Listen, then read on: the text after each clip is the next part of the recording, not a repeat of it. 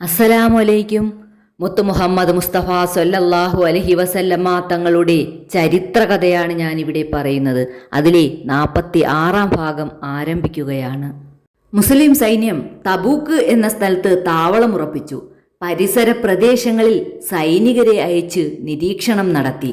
Roman സൈന്യം അടുത്തൊന്നുമില്ലെന്ന് വ്യക്തമായി. അതിനുശേഷം പ്രവാചകൻ മുഹമ്മദ് നബി സല്ലല്ലാഹു അലൈഹി വസല്ലമ തങ്ങൾ അയൽ പ്രദേശങ്ങളിലെ ഭരണാധികാരികളുമായി ബന്ധപ്പെടാൻ തീരുമാനിച്ചു. തബൂക്കിന് സമീപം ഐല എന്ന പ്രദേശമുണ്ടായിരുന്നു. അവിടുത്തെ ഭരണാധികാരി യോഹന്നാൻ. പ്രവാചകൻ സല്ലല്ലാഹു അലൈഹി വസല്ലമ തങ്ങൾ അദ്ദേഹത്തിൻ്റെ സമീപത്തേക്ക് ദൂതനെ അയച്ചു. യോഹന്നാൻ ആ ദൂതനെ ആദരവോടെ സ്വീകരിച്ചു. ശേഷം അദ്ദേഹം സ്വയം പ്രവാചകനെ സന്ദർശിക്കാനെത്തി. ഒരു വെളുത്ത ഒട്ടകത്തെ പ്രവാചകൻ യോഹന്നാന് സമ്മാനമായി നൽകി. യോഹന്നാൻ ഇസ്ലാം സ്വീകരിച്ചില്ല, പക്ഷേ പ്രവാചകനുമായി ഒരു സംരക്ഷണ കരാർ ചെയ്യാൻ തയ്യാറായി. അതനുസരിച്ച് ഐലയുടെ ജനങ്ങൾക്ക് കരയിലും കടലിലും സുരക്ഷ ഉറപ്പു നൽകി. പ്രവാചകൻ എഴുതിക്കൊടുത്ത കരാറിന്റെ തുടക്കം ഇങ്ങനെയായിരുന്നു: പരമകാരുണ്യവാനും കരുണാനിധിയുമായ അള്ളാഹുവിൻ്റെ നാമത്തിൽ. ഇത് അള്ളാഹുവിൻ്റെ ദാസനും പ്രവാചകനുമായ മുഹമ്മദ് ഐലയുടെ ഭരണാധികാരിയായ യോഹന്നാൻ ബിൻ റുബാഇന് നൽകുന്ന സമാധാന കരാറാണ്. ഐലയുടെ ജനങ്ങൾക്ക് സുരക്ഷ ഉറപ്പ്, കപ്പലുകൾക്ക് സംരക്ഷണം ഉറപ്പ്, വ്യാപാരത്തിന് സ്വാതന്ത്ര്യം ഉറപ്പ്. പകരമായി വർഷം തോറും 300 ദിനാർ കപ്പം നൽകണം. മറ്റു ഭരണാധികാരികളും ഇതുപോലെ തന്നെ സമാധാന കരാറിൽ ചേർന്നു. അങ്ങനെ അതിരു പ്രദേശങ്ങളിൽ ശാന്തി സ്ഥാപിതമായി. സമാധാന കരാറിൽ ഒപ്പിട്ടപ്പോൾ നബി സല്ലല്ലാഹു അലൈഹി വസല്ലമ തങ്ങൾ അവർക്കൊക്കെ ഒരു പുതപ്പ് സമ്മാനിച്ചു.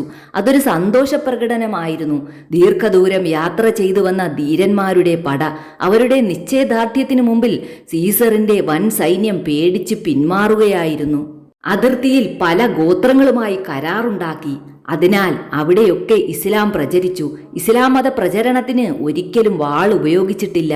സ്വരക്ഷയ്ക്ക് മാത്രമാണ് ഇസ്ലാം എപ്പോഴും വാൾ ഉപയോഗിച്ചത്. ദുമത്തുൽ ജന്തൽ എന്ന പ്രദേശം വളരെ പ്രധാനപ്പെട്ടതായിരുന്നു.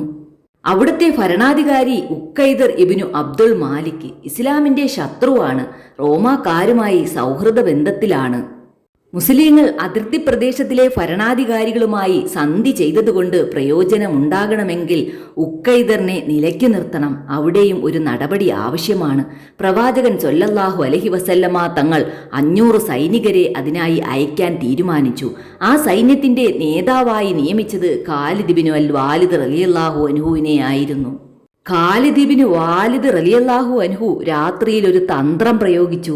അന്നേ രാത്രി ഉഖൈദർ വേട്ടയ്ക്കായി നഗരത്തിന് പുറത്തേക്ക് പോയിരുന്നു. ആ സമയത്ത് അദ്ദേഹത്തെ അങ്ങ് പിടികൂടി. എന്നാൽ ജുമൈത്തുൽ ജന്തൽ പ്രദേശക്കാർ നഗര കവാടങ്ങൾ അടച്ചിരുന്നു.